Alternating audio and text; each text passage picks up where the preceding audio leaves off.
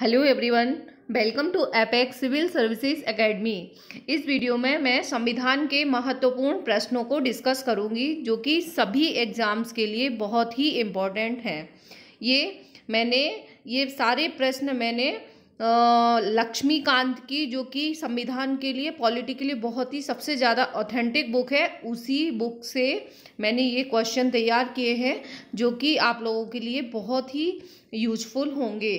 तो शुरू करते हैं। भारतीय संविधान का कौन सा अनुच्छेद भारत के राज्य की उपयोगिता पर विचार करता है? अनुच्छेद 100, 200, 381। इसका सही आंसर है अनुच्छेद 300। अनुच्छेद 300 जो है भारत के संविधान में राज्य की उपयोगिता पर विचार करता है। बढ़ते हैं नेक्स्ट क्वेश्चन की ओर। निम्न में से कौन सी संसदीय समिति का सभापति शासक दल का होता है? निम्न में से कौन सी संसदीय समिति का सभापति शासक दल का होता है? लोक उपक्रम समिति, लोक लेखा समिति, प्राक्कलन समिति, प्रत्यायोजन विधान समिति। इनमें से कौन सी ऐसी समिति है जिसका अध्यक्ष जो है वो कि शासक दल से होता है? इसका सही आंसर है सी, प्राक्कलन समिति। प्राक्कलन समिति का अध्यक्ष जो है वो शासक दल से होता है। बाकी ये जो तीनों समितियां दी हुई हैं, लोक उपक्रम समिति, लोक लेखा समिति और प्रत्यायोजन विधान समिति, इनके अध्यक्ष जो है अपोजिशन पार्टी से होते हैं। प्राक्कलन समिति जो है केवल लोकसभा के सदस्यों से मिलकर बनती है और इसके टोटल सदस्य संख्या है 30। इसमें 30 सदस्य होते हैं जो कि केवल लोकसभा से आते हैं। और प्राक्कलन समिति जो है जॉन मैथाई जी की सिफारिश पर बनाई गई थी। और एक और इम्पॉर्टेंट फैक्ट इस समिति से संबंधित है जो कि एग्जाम का पार्ट बनता है। कोई मंत्री इस समिति का सदस्य नहीं हो सकता है। जो मंत्री होते हैं वो इस समिति के सदस्य नहीं हो सकते और लोकसभा अध्यक्ष द्वारा सदस्यों में से ही इस समिति के अध्यक्ष का चयन किया जाता है। तो इसके बारे में ये सारे फैक्ट आप ध्यान रखिएगा जो कि एग्जाम में आपको किसी भी रूप में मिल सकते हैं। बढ़ते हैं नेक्स्ट क्वेश्चन की ओर। सांसदों को प्राप्त निम्नलिखित में से कौन सा उपाय है जो विधिवत निर्धारित नहीं है? सांसदों को ऐसा कौन सा उपाय है जो कि विधिवत निर्धारित नहीं है? प्रश्नकाल विधिवत मतलब लॉ के अकॉर्डिंग ये नहीं है निर्धारित। इसका सही आंसर प्रश्नकाल, शून्यकाल, आधे घंटे की बहस, अल्पकालीन बहस। ये अधिकार, ये उपाय जो है ये सांसदों को प्राप्त होते हैं कि अगर वह किसी प्रश्न से संतुष्ट नहीं है या कोई ऐसा लोकोपयोगी अचानक से कोई इम्पोर्टेंट प्रश्न आ गया जिस पे बहस करवाना है लोकसभा में, तो ये प्रश्नकाल, शून्यकाल, आधा घंटे की बहस, अल्पकालीन बहस और बहुत से ऐसे साधन हैं जिनके माध्यम से अपने प्रश्नों को उठाया जा सकता है। तो इनमें से ऐसा कौन सा है जो विधिवत निर्धारित नहीं है? इसका सही आंसर है बी, शून्यकाल। शून्यकाल जो है वो विधिवत निर्धारित नहीं है, इसको बाद में जोड़ा गया। बढ़ते हैं नेक्स्ट क्वेश्चन की ओर। निम्न में से कौन सी समिति केवल निचले सदन की है? निम्न में से कौन सी समिति केवल निचले सदन की है? आश्वासन समिति, प्रत्यायोजन विधान समिति, लोक उपक्रम समिति, प्राक्कलन समिति। इसका सही आंसर है डी, प्राक्कलन समिति। निचले सदन मतलब होता है निम्न सदन यानी लोकसभा। निम्न सदन माने लोकसभा। और पहले भी हम इस क्वेश्चन को डिस्कस कर चुके हैं कि अध्यक्ष जो है इसका रूलिंग पार्टी से होता है और सिर्फ लोकसभा के मेंबर प्राक्कलन समिति में होते हैं और उच्च सदन जो है राज्यसभा होता है, इसके कोई भी सदस्य इस पार्टी में नहीं होते हैं। जबकि लोक उपक्रम समिति, आश्वासन समिति और प्रत्यायोजन विधान समिति में राज्यसभा के सदस्य भी होते हैं। बढ़ते हैं नेक्स्ट क्वेश्चन की ओर। निम्न में से वह कौन सा उपाय है जो लोक महत्व के मामले पर मंत्री का ध्यान खींचता है? आधे घंटे की बहस, ध्यानाकर्षण नोटिस, अल्पकालीन बहस, स्थगन प्रस्ताव। वह कौन सा उपाय है जो लोक महत्व के मामले पर मंत्री का ध्यान खींचता है?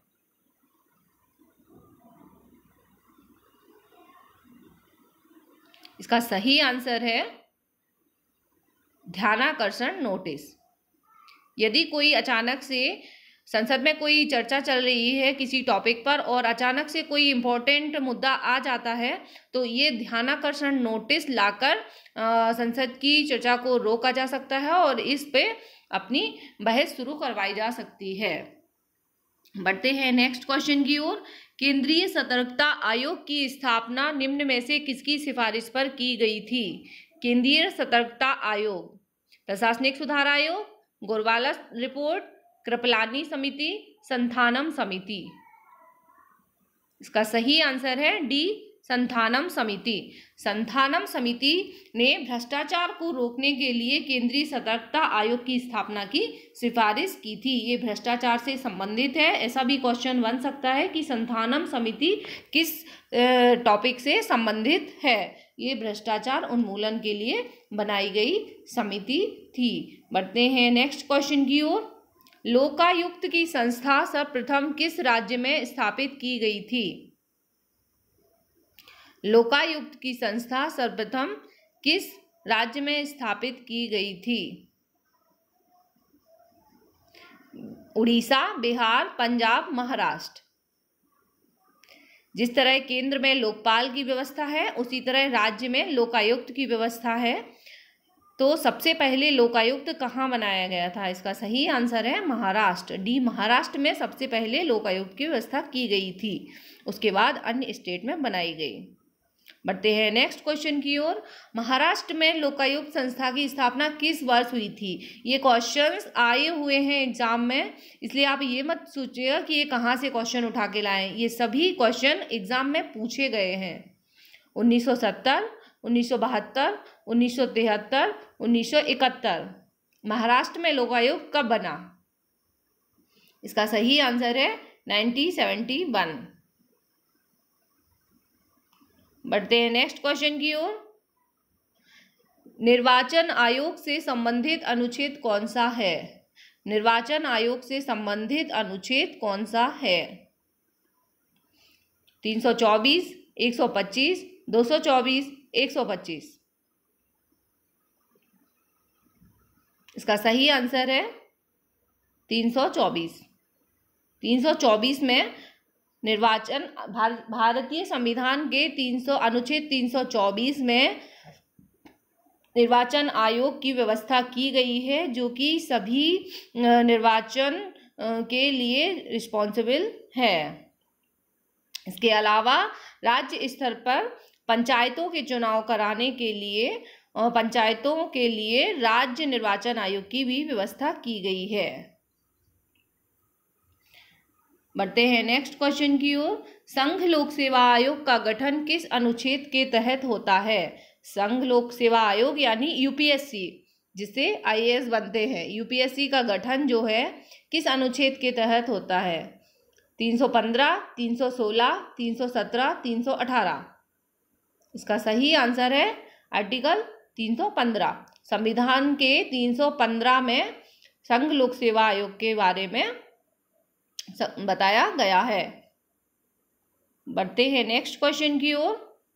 मौलिक अधिकारों का प्रावधान संविधान के किस भाग में है? मौलिक अधिकारों का प्रावधान भारतीय संविधान के किस भाग में है? भाग 3, भाग 4, भाग 5, भाग 6। ये बहुत ही इंपॉर्टेंट क्वेश्चन है और लगभग सभी एग्जाम्स में रिपीट होता है। मौलिक अधिकार किस भाग में दिए गए हैं? इसका सही आंसर है भाग 3।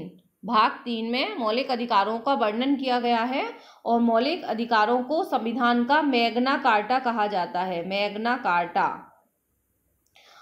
इसके अलावा ये जो संविधान मौलिक अधिकार हैं ये अमेरिका के संविधान से लिए गए हैं।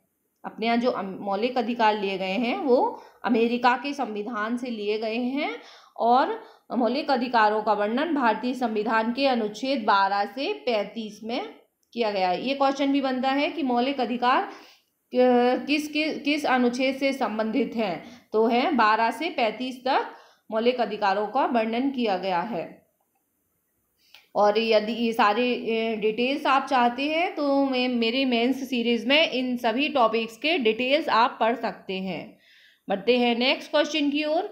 नीति निर्देशक तत्व भारतीय संविधान के किस भाग में दिए गए हैं? नीति निर्देशक तत्व या डीपीएसपी भारतीय संविधान के किस भाग में दिए गए हैं? 1, 2, 3, 4। भाग 1, 2, 3, 4। इसका सही आंसर है भाग 4। भाग 3 में मौलिक अधिकार और भाग 4 में नीति निर्देशक तत्व। भाग 1 में है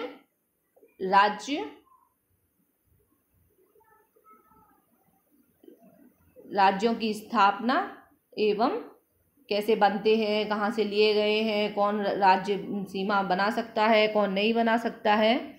तो भाग 1 में राज्यों के बारे में दिया गया है, भाग 2 में नागरिकता के बारे में दिया गया है, भाग 3 में मौलिक अधिकार दिए गए हैं और भाग 4 में नीति निर्देशक तत्व। तो ये चारों भाग बहुत ही इम्पोर्टेंट हैं, आप लोग इनको रट लीजिए और ये इस तरह से क्वेश्चन में किसी भी ऑप्शन से क्वेश्चन आ सकता है। तो इसका सही आंसर है नीति निर्देशक तत्व भाग 4।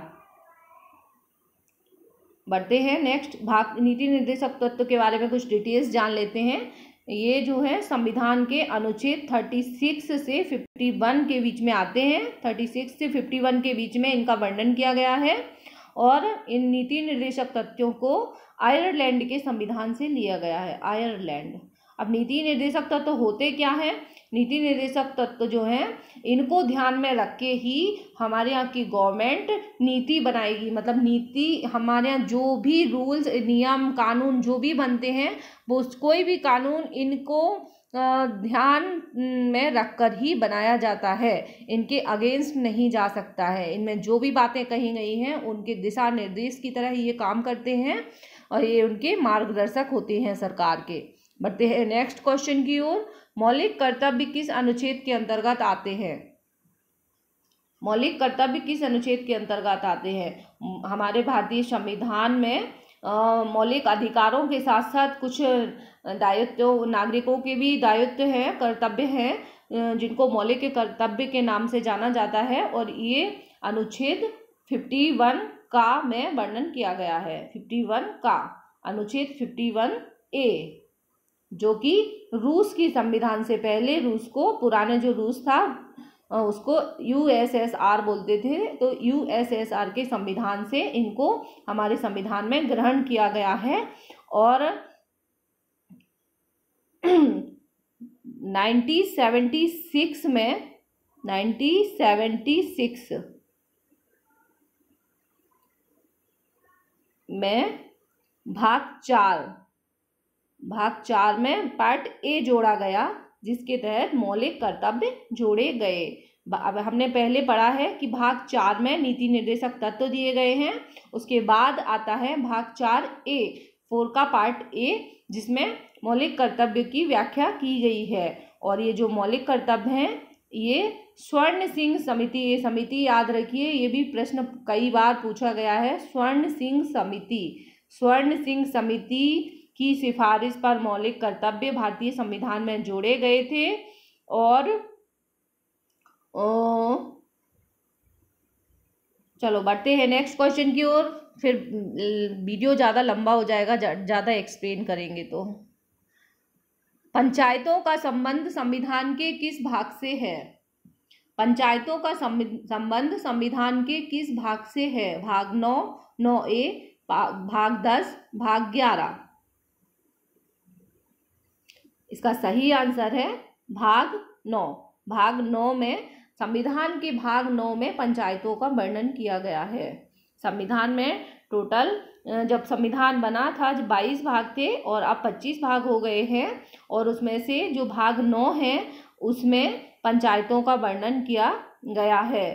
पंचायतें जो है जो 73 कॉन्स्टिट्यूशनल अमेंडमेंट 73वां संविधान संशोधन के तहत पंचायतों को संवैधानिक दर्जा दिया गया और पंचायतों को 29 कार्य सौंपे गए हैं। टोटल कार्य जो है पंचायतों के होते हैं 29, जो कि हमारे संविधान में दिए गए हैं।